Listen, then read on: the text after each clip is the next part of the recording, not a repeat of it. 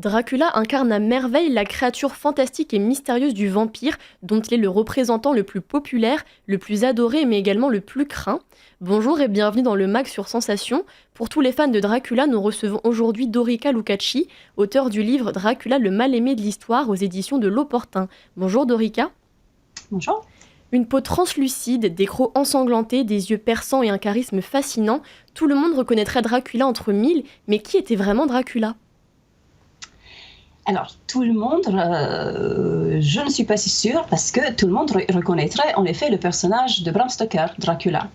Mais très peu de gens, enfin très peu savent qui se cache derrière le personnage de Bram Stoker, un personnage réel qui a vécu au XVe siècle, donc à la fin du Moyen-Âge, dans l'est de l'Europe. C'est Vlad III. L'inspirateur du célèbre conte vampire du roman de Bram Stoker. Mais si le personnage historique s'appelait donc Vlad III, d'où vient le nom de Dracula ? Alors Dracula vient de son père. Le père de Dracula, de Vlad III, a été fait chevalier de l'ordre de Dragon par l'empereur germanique qui était à ce moment-là roi de Hongrie. Et cet ordre a été créé en 408. Et il portait, tous les membres de l'ordre portaient un collier avec un pendentif représentant un dragon qui était écrasé par la croix. En roumain, dragon, on dit dracu ou dracu. Donc le père de Dracula, de Vlad III, Dracula, donc a été appelé par son peuple Dracula. Et il a donné après ce titre, parce que c'était un grand honneur de faire partie de cet ordre, et donc il a donné ce titre à sa descendance. Et ce qui est intéressant, c'est qu'en roumain, ce mot, le roumain est une langue d'origine latine, et ce mot signifie aussi le diable. D'ailleurs, en latin, draco, c'est aussi serpent. Dragon.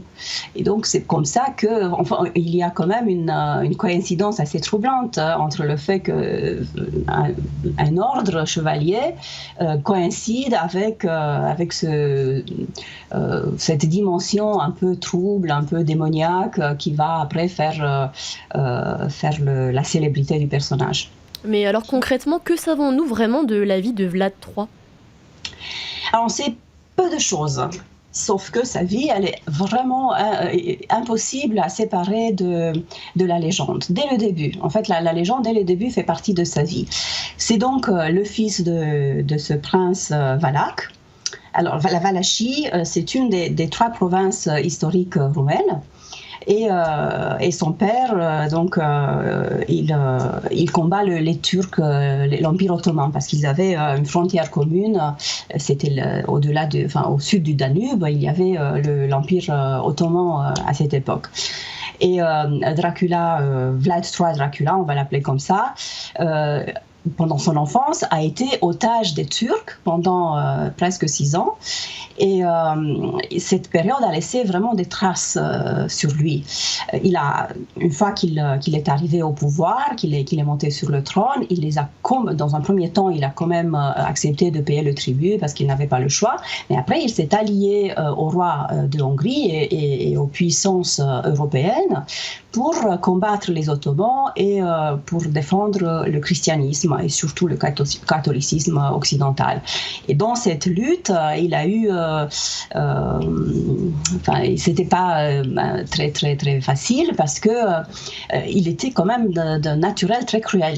D'ailleurs, les Roumains ne l'appellent pas Dracula, ils l'appellent l'empaleur parce que empaler, donc le pal, c'était sa torture préférée, enfin sa punition préférée. Sauf que pour les Roumains, il passe pour un héros.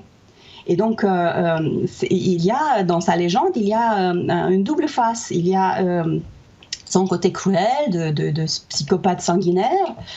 Et de l'autre côté, c'est le prince autoritaire, certes, mais qui mettait son courage et sa fermeté dans le service de son pays. Voilà. Donc vous nous emmenez à la découverte d'une personnalité hors du commun, à la vie exaltante. Mais en quoi était-il si extraordinaire ? Qu'est-ce qu'il avait de plus que les autres, en fait ? Alors, ce qu'il avait de plus, il était vraiment très courageux. Donc, quand il a été chez les Turcs, c'était déjà un personnage extrêmement il était instruit, il parlait plusieurs langues. D'ailleurs, il avait bien appris le turc et il s'en est servi à plusieurs reprises pour les espionner. Et c'était un grand stratège. Surtout, il y a une attaque de nuit. Enfin, le combat est resté dans l'histoire avec ce nom, l'attaque de nuit, où il avait, avec quelques hommes seulement, il s'était déguisé en turc et il a essayé de pénétrer dans le camp ottoman pour tuer le sultan. Ils n'ont pas réussi, mais ils ont quand même fait des dégâts et ils ont pu harceler assez efficacement les troupes du grand Mehmed II, parce que on parle quand même du conquérant de Constantinople. Et donc, il avait aussi un grand sens de la justice, un peu trop peut-être, parce qu'il ne supportait pas le mensonge. Donc, il était vraiment d'une moralité extraordinaire et il punissait malheureusement un peu trop cruellement ceux qui ne convenaient pas. Vous citez notamment Bram Stoker au début de votre livre. Je suppose que vous vous êtes inspiré de son œuvre afin de réaliser la vôtre ? Alors, oui, je suis partie en fait de Bram Stoker parce que c'était ce que le lecteur occidental connaît. Ce qu'il connaît le mieux, c'est lui qui a créé la célébrité de ce personnage, du conte vampire. Mais ensuite, j'ai remonté un peu le temps pour arriver au XVe siècle à ce personnage qui est réel, qui a une identité, et parce que pour qu'on soit clair, Bram Stoker ne voulait pas faire un roman historique. Lui, il cherchait un cadre pour y couler son personnage de vampire, et c'est ce qui l'intéressait. Il s'est bien sûr documenté, mais sa documentation est de ce fait lacunaire. Et puis plus tard, les historiens ont découvert qu'il y avait un personnage réel derrière ce personnage de papier, derrière cette fiction. Et moi, c'est ce qui m'a intéressé, de refaire le chemin de la fiction vers l'histoire. Dracula a également été repris au cinéma, notamment par Francis Ford Coppola. Je suppose que vous avez vu son film. Qu'en avez-vous pensé ? Trouvez-vous que son interprétation est juste et représentative de la véritable histoire de Smith ? Alors, oui, c'est un chef-d'œuvre, le film de Coppola, mais il y en avait d'autres avant, et après d'ailleurs. Il y en a beaucoup. Je fais une petite parenthèse.